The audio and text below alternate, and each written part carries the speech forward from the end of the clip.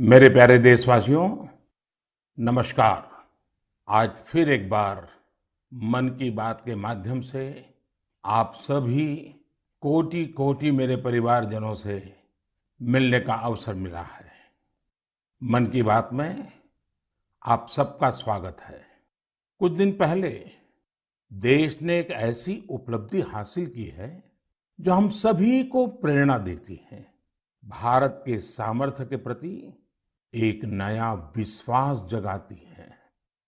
आप लोग क्रिकेट के मैदान पर टीम इंडिया के किसी बैट्समैन की सेंचुरी सुनकर खुश होते होंगे, लेकिन भारत ने एक और मैदान में सेंचुरी लगाई है और वो बहुत विशेष है। इस महीने 5 तारीख को देश में यूनिकॉर्न की संख्या 100 के आंकड़े तक पहुंच गई है। और आपको तो पता ही है, एक यूनिकॉर्न यानी कम से कम 7,500 करोड़ रुपए का स्टार्टअप।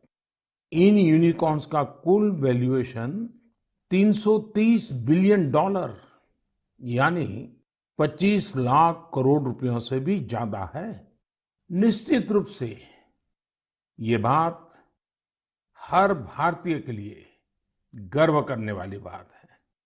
आपको यह जानकर भी हैरानी होगी कि हमारे कुल यूनिकॉर्न में से 44 पिछले साल बने थे।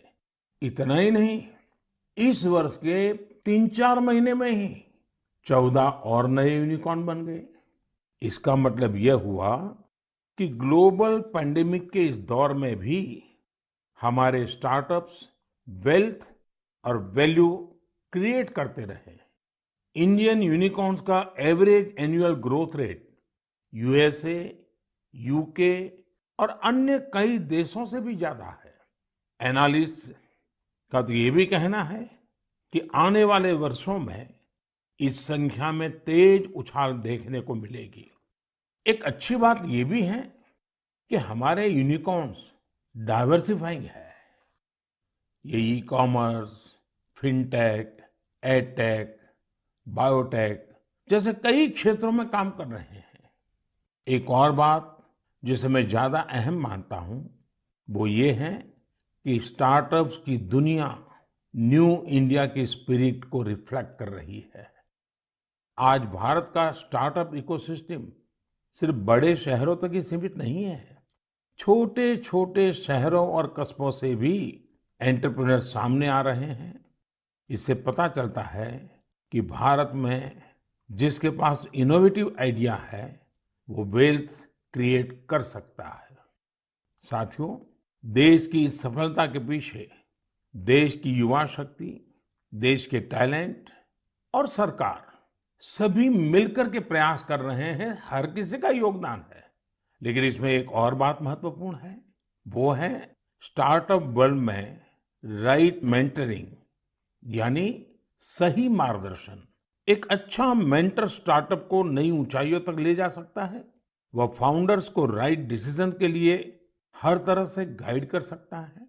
मुझे इस बात का गर्व है कि भारत में ऐसे बहुत से मेंटर्स हैं जिन्होंने स्टार्टअप्स को आगे बढ़ाने के लिए खुद को समर्पित कर दिया है। श्रीधर वेम्बू जी को हाल ही में पद्म सम्मान मिला है। वह खुद एक सफल एंटरप्रेन्योर है, लेकिन अब उन्होंने दूसरे एंटरप्रेन्योर को ग्रूम करने का भी बीड़ा उठाया है। श्रीधर जी ने अपना काम ग्रामीण इलाके से शुरू किया है। वे ग्रामीण युवाओं को गांव में ही रहकर इस क्षेत्र में कुछ करने के लिए प्रोत्साहित कर रहे हैं। हमारे यहाँ मदन पड़ाकी जैसे लोग भी हैं जिन्होंने रूरल एंटरप्रेन्योर्स को बढ़ावा देने के लिए 2014 में वन ब्रिज नाम का प्लेटफॉर्म बनाया था। आज वन ब्रिज दक्षिण और पूर्वी भारत के 75 से अधिक जिलों में मौजूद है। इससे जुड़े 9,000 से अधिक रूरल एंटरप्रेन्योर्स ग्रामीण उपभोक्ताओं को अपनी सेवाएं उपलब्ध करा रहे हैं। मीरा शेनॉय जी भी ऐसी ही एक मिसाल है। वो रूरल, ट्राइबल और डिसेबल यूथ के लिए मार्केट लिंक स्किल ट्रेनिंग के क्षेत्र में उल्लेखनीय कार्य कर रही है। मैंने यहाँ तो कुछ ही नाम लिए हैं, लेकिन आज हमारे बीच मेंटर्स की कमी नहीं है। हमारे लिए यह बहुत प्रसन्नता की बात है कि स्टार्टअप्स के लिए आज देश में एक पूरा सपोर्ट सिस्टम तैयार हो रहा है। मुझे विश्वास है कि आने वाले समय में हमें भारत के स्टार्टअप वर्ल्ड के प्रगति की नई उड़ान देखने को मिलेगी।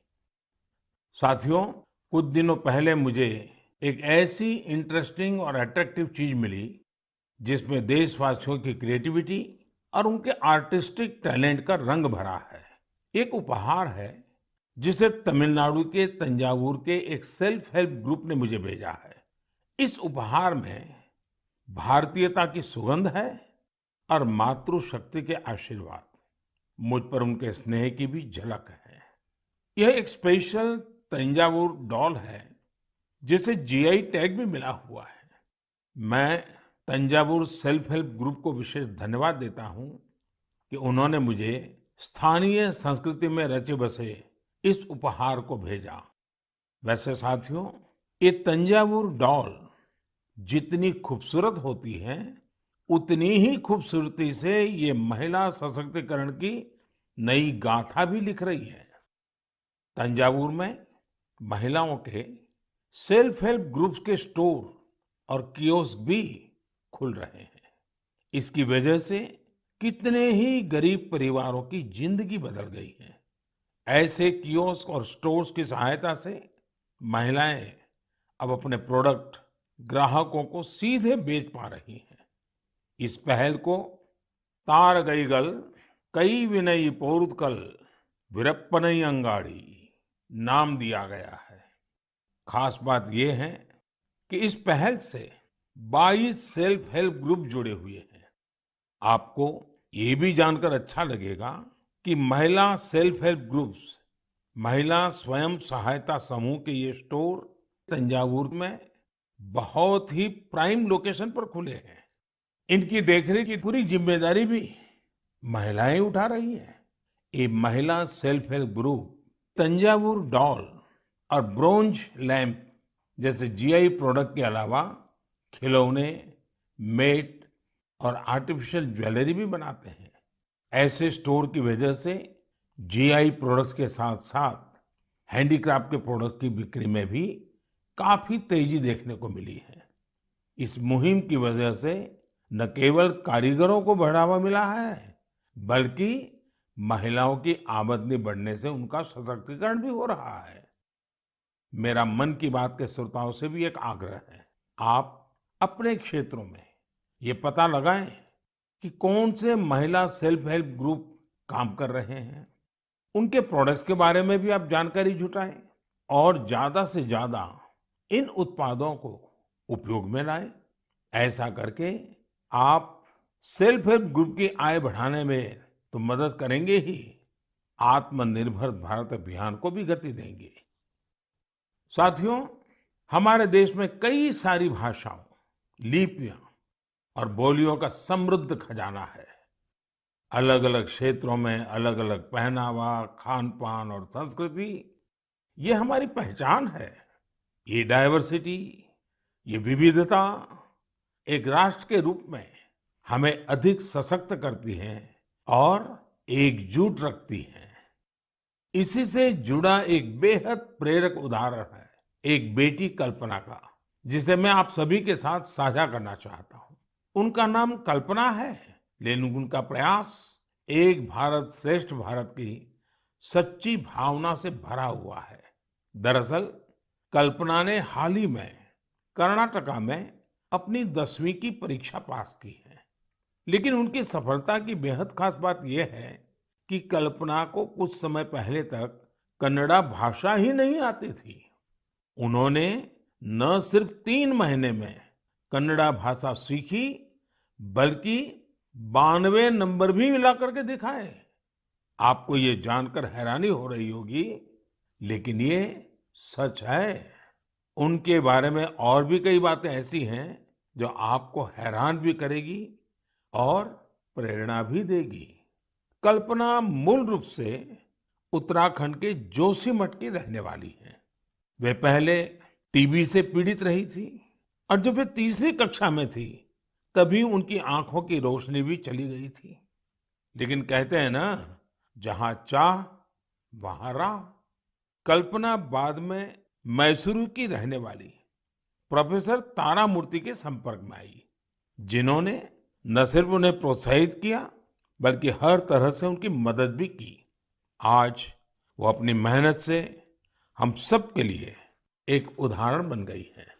मैं कल्पना को उनके हौसले के लिए बधाई देता हूँ।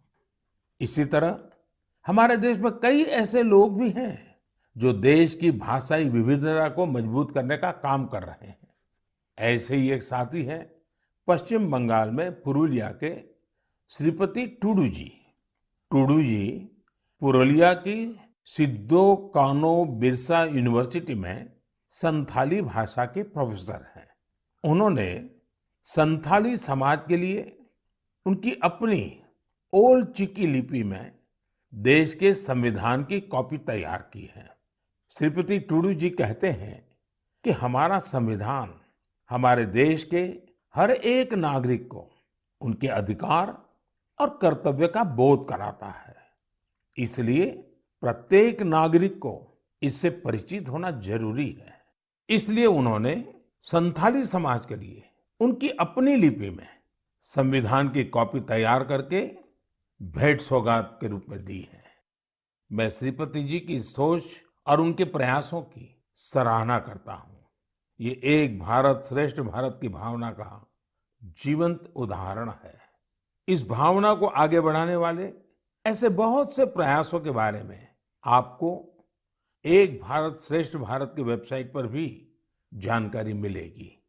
यहाँ आपको खान पान, कला, संस्कृति, पर्यटन समेत ऐसे कई विषयों पर एक्टिविटीज के बारे में पता चलेगा।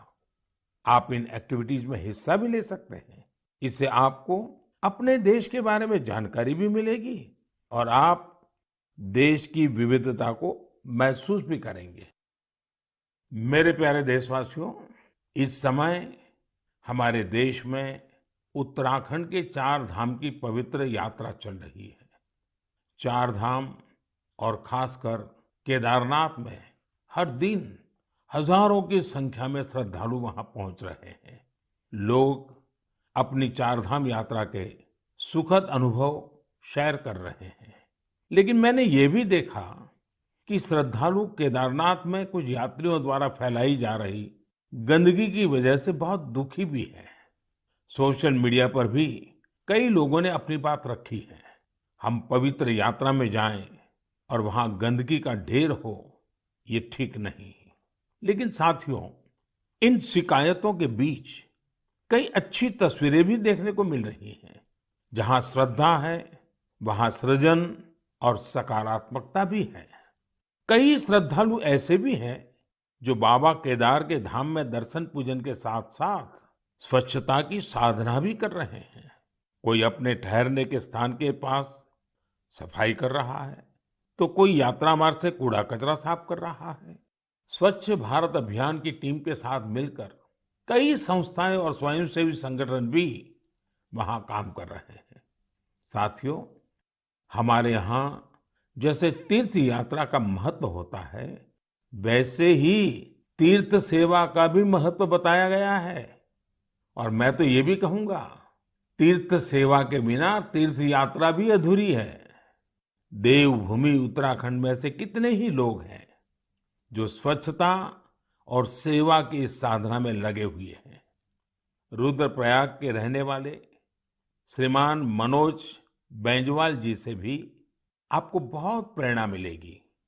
मनोज जी ने पिछले 25 वर्षों से पर्यावरण की देखरेख का बीड़ा उठा रखा है। वो स्वच्छता की मुहिम चलाने के साथ ही पवित्र स्थलों को प्लास्टिक मुक्त करने में भी जुटे रहते हैं। वहीं गुप्त काशी में रहने वाले सुरेंद्र बगवाड़ी जी ने भी स्वच्छता को अपना जीवन मंत्र बना लिया है। वो गुप्त काशी में नियमित रूप से सफाई कार्यक्रम चलाते हैं और मुझे पता चला है कि इस अभियान का नाम भी उन्होंने मन की बात रख लिया है। ऐसे ही देवर गांव की चंपा देवी जी पिछले 3 साल से अपने गांव की महिलाओं को कूड़ा प्रबंधन यानी वेस्ट मैनेजमेंट सिखा रही है। चंपा जी ने सैकड़ों पेड़ भी लगाए हैं और उन्होंने अपने परिश्रम से एक हरा भरा वन तैयार कर दिया है। साथियों, ऐसे ही लोगों के प्रयासों से देवभूमि और तीर्थों की वो दैवीय अनुभूति बनी हुई है, जिसे अनुभव करने के लिए हम वहां जाते हैं।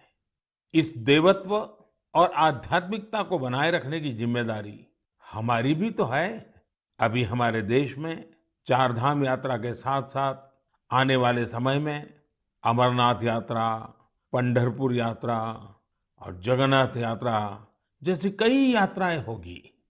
सावन मास में तो शायद हर गांव में कोई न कोई मेला लगता है। साथियों, हम जहां कहीं भी जाए, इन तीर्थ क्षेत्रों की गरिमा बनी रहे, शुचिता, साफ सफाई, एक पवित्र वातावरण, हमें इसे कभी नहीं भूलना है। उसे जरूर बनाए रखें और इसलिए जरूरी है कि हम स्वच्छता के संकल्प को याद रखें। कुछ दिन बाद ही 5 जून को विश्व पर्यावरण दिवस के रूप में मनाता है। पर्यावरण को लेकर हमें अपने आसपास की सकारात्मक अभियान चलाने चाहिए और ये निरंतर करने वाला काम है। आप इस बार सबको साथ जोड़कर स्वच्छता और वृक्षारोपण के लिए कुछ प्रयास जरूर करें। आप खुद भी पेड़ लगाइए और दूसरों को भी प्रेरित करिए। मेरे प्यारे देशवासियों, अगले महीने 21 जून को हम 8वां अंतर्राष्ट्रीय योग दिवस मनाने वाले हैं। इस बार योग दिवस की थीम है योगा फॉर ह्यूमैनिटी। मैं आप सभी से योग दिवस को बहुत ही उत्साह के साथ मनाने का आग्रह करूंगा। हाँ, कोरोना से जुड़ी जरूरी सावधानियां भी बरतें। वैसे अब तो पूरी दुनिया में कोरोना को लेकर हालात पहले से कुछ बेहतर लग रहे हैं। अधिक से अधिक वैक्सीनेशन कवरेज की वजह से अब लोग पहले से कहीं ज्यादा बाहर भी निकल रहे हैं। इसलिए पूरी दुनिया में योग दिवस को लेकर काफी तैयारियां भी देखने को मिल रही हैं। कोरोना महामारी ने हम सभी को ये एहसास भी कराया है कि हमारे जीवन में स्वास्थ्य का कितना अधिक महत्व है और योग इसमें कितना बड़ा माध्यम है। लोग ये महसूस कर रहे हैं कि योग से फिजिकल, स्पिरिचुअल और इंटेलेक्चुअल वेलबीइंग को भी कितना बढ़ावा मिलता है। विश्व के टॉप बिजनेस पर्सन से लेकर फिल्म और स्पोर्ट्स पर्सनालिटीज तक, स्टूडेंट से लेकर सामान्य मानवी तक, सभी योग को अपने जीवन का अभिन्न अंग बना रहे हैं। मुझे पूरा विश्वास है कि दुनिया भर में योग की बढ़ती लोकप्रियता को देखकर आप सभी को बहुत अच्छा लगता होगा। साथियों, इस बार देश विदेश में योग दिवस पर होने वाले कुछ बेहद इनोवेटिव उदाहरणों के बारे में मुझे जानकारी मिली है। इन्हीं में से एक है गार्डियन रिंग। एक बड़ा ही यूनिक प्रोग्राम होगा। इसमें मूवमेंट ऑफ सन को सेलिब्रेट किया जाएगा। यानी सूरज जैसे जैसे यात्रा करेगा, धरती के अलग अलग हिस्सों से हम योग के जरिए उसका स्वागत करेंगे।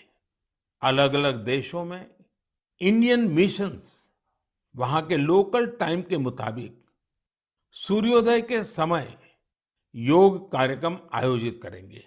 एक देश के बाद दूसरे देश से कार्यक्रम शुरू होगा। पूरब से पश्चिम तक निरंतर यात्रा चलती रहेगी। फिर ऐसे ही ये आगे बढ़ता रहेगा। इन कार्यक्रमों की स्ट्रीमिंग भी इसी तरह एक के बाद एक जुड़ती जाएगी। यानी ये एक तरह का रिले योगा स्ट्रीमिंग इवेंट होगा। आप भी इसे जरूर देखिएगा। साथियों, हमारे देश में इस बार अमृत महोत्सव को ध्यान में रखते हुए देश के 75 प्रमुख स्थानों पर भी अंतर्राष्ट्रीय योग दिवस का आयोजन होगा। इस अवसर पर कई संगठन और देशवासी ने अपने अपने स्तर पर अपने अपने क्षेत्र की खास जगहों पर कुछ न कुछ इनोवेटिव करने की तैयारी कर रहे हैं। मैं आपसे भी ये आग्रह करूंगा, इस बार योग दिवस मनाने के लिए आप अपने शहर, कस्बे या गांव की किसी ऐसी जगह चुनें जो सबसे खास हो। ये जगह कोई प्राचीन मंदिर और पर्यटन केंद्र हो सकता है, या फिर किसी प्रसिद्ध नदी, झील या तालाब का किनारा भी हो सकता है। इससे योग के साथ साथ आपके क्षेत्र की पहचान भी बढ़ेगी और पर्यटन को भी बढ़ावा मिलेगा। इस समय योग दिवस को लेकर 100 डे काउंटडाउन भी जारी है, या यूं कहें कि निजी और सामाजिक प्रयासों से जुड़े कार्यक्रम 3 महीने पहले ही शुरू हो चुके हैं। जैसा कि दिल्ली में 100वें दिन और 75वें दिन के काउंटडाउन प्रोग्राम्स हुए हैं। वहीं असम के शिवसागर में 50वें और हैदराबाद में 25वें काउंटडाउन इवेंट आयोजित किए गए। मैं चाहूंगा कि आप भी अपने यहाँ अभी से योग दिवस की तैयारियां शुरू कर दीजिए। ज्यादा से ज्यादा लोगों से मिलिए। हर किसी को योग दिवस के कार्यक्रम में जुड़ने के लिए आग्रह कीजिए, प्रेरित कीजिए। मुझे पूरा भरोसा है कि आप सभी योग दिवस में बढ़ चढ़कर के हिस्सा लेंगे, साथ ही योग को अपने दैनिक जीवन में भी अपनाएंगे। साथियों, कुछ दिन पहले मैं जापान गया था। अपने कई कार्यक्रमों के बीच मुझे कुछ शानदार शख्सियतों से मिलने का मौका मिला। मैं मन की बात में आपसे उनके बारे में चर्चा करना चाहता हूँ। वे लोग हैं तो जापान के, लेकिन भारत के प्रति इनमें गजब का लगाव और प्रेम है। इनमें से एक है हिरोशी कोइके जी, जो एक जाने माने आर्ट डायरेक्टर है। आपको ये जानकर बहुत ही खुशी होगी कि इन्होंने महाभारत प्रोजेक्ट को डायरेक्ट किया है। इस प्रोजेक्ट की शुरुआत कंबोडिया में हुई थी और पिछले 9 सालों से ये निरंतर जारी है। हिरोशी कोइके जी हर काम बहुत ही अलग तरीके से करते हैं। वे हर साल एशिया के किसी देश की यात्रा करते हैं और वहां लोकल आर्टिस्ट और म्यूजिशियंस के साथ महाभारत के कुछ हिस्सों को प्रोड्यूस करते हैं। इस प्रोजेक्ट के माध्यम से उन्होंने इंडिया, कंबोडिया और इंडोनेशिया सहित 9 देशों में प्रोडक्शन किए हैं और स्टेज परफॉर्मेंस भी दी है। हिरोशी कोइके जी उन कलाकारों को एक साथ लाते हैं जिनका क्लासिकल और ट्रेडिशनल एशियन परफॉर्मिंग आर्ट्स में डाइवर्स बैकग्राउंड रहा है। इस वजह से उनके काम में विविध रंग देखने को मिलते हैं। इंडोनेशिया, थाईलैंड, मलेशिया और जापान के परफॉर्मर्स जावा नृत्य, बाली नृत्य, थाई नृत्य के जरिए इसे और आकर्षक बना देते हैं।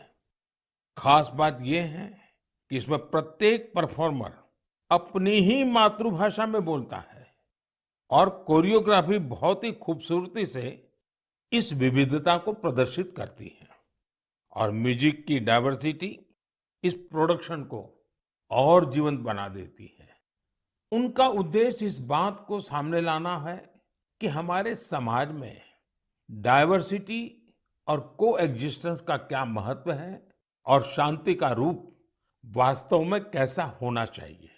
इनके अलावा मैं जापान में जिन अन्य 2 लोगों से मिला, वे हैं आत्सुशि मात्सुओ जी और केंजी योशी जी।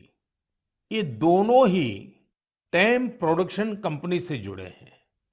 इस कंपनी का संबंध रामायण की उस जापानीज एनिमेशन फिल्म से है जो 1993 में रिलीज हुई थी। यह प्रोजेक्ट जापान के बहुत ही मशहूर फिल्म डायरेक्टर युगो साकोजी से जुड़ा हुआ था।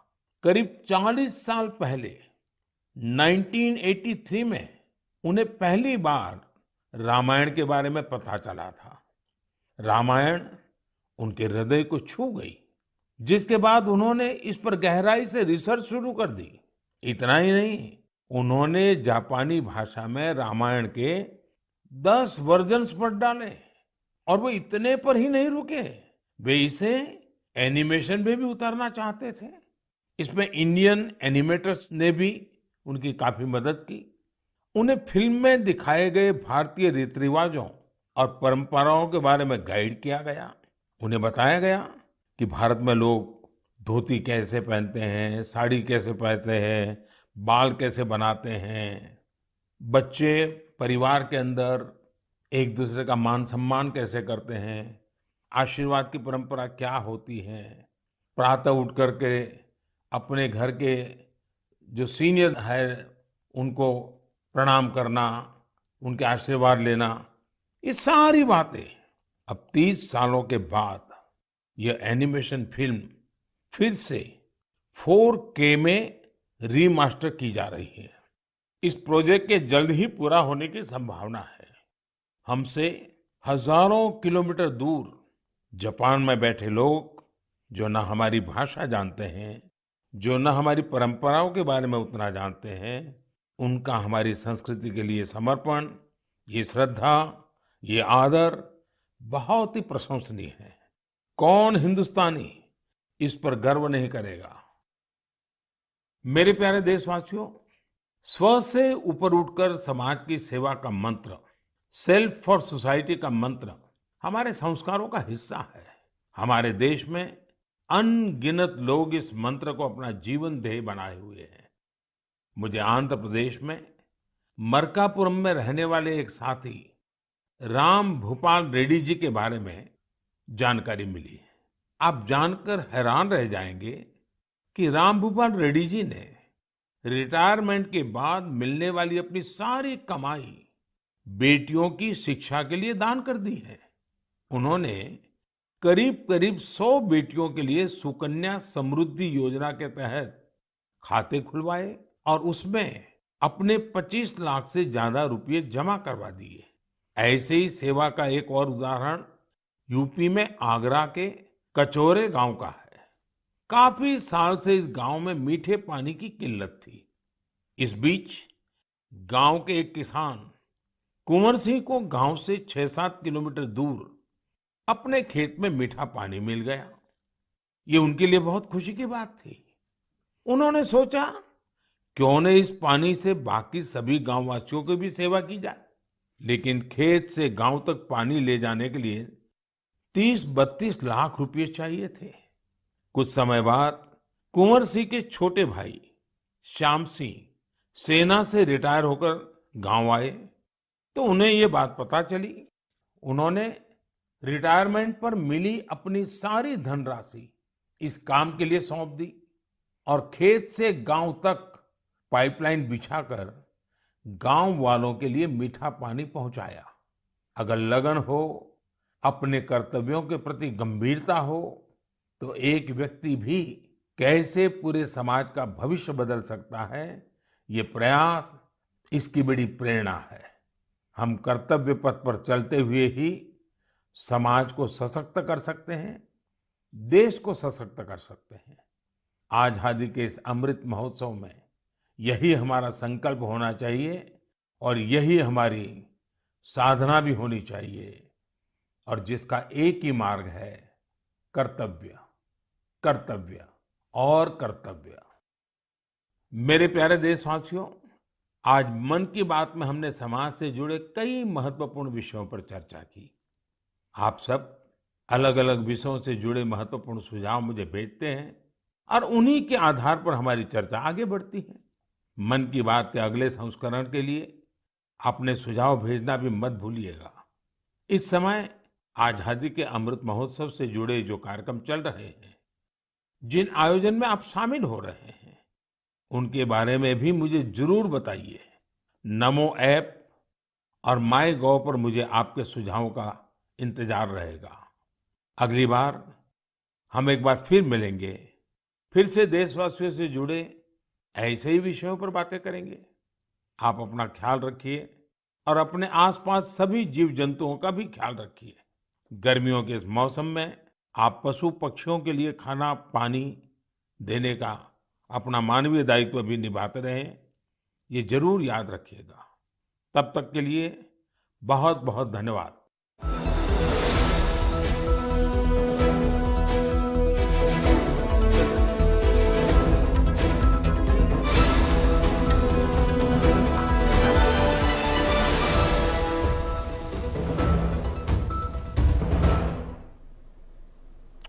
तो अभी आप सुन रहे थे प्रधानमंत्री का रेडियो कार्यक्रम मन की बात। इस कार्यक्रम में प्रधानमंत्री ने काफ़ी महत्वपूर्ण बातें कही हैं। प्रधानमंत्री ने भारत में किस तरह से यूनिकॉर्न और स्टार्टअप की जो जर्नी है वो किस तरह से चल रही है उस पर अपने विचार रखे हैं। प्रधानमंत्री ने कहा कि इसी महीने की 5 तारीख को देश में यूनिकॉर्न की संख्या 100 के आंकड़े तक पहुंच गई है और साथ ही साथ स्टार्टअप को लेकर के उन्होंने अपनी बात रखी है। उन्होंने कहा कि स्टार्टअप्स की दुनिया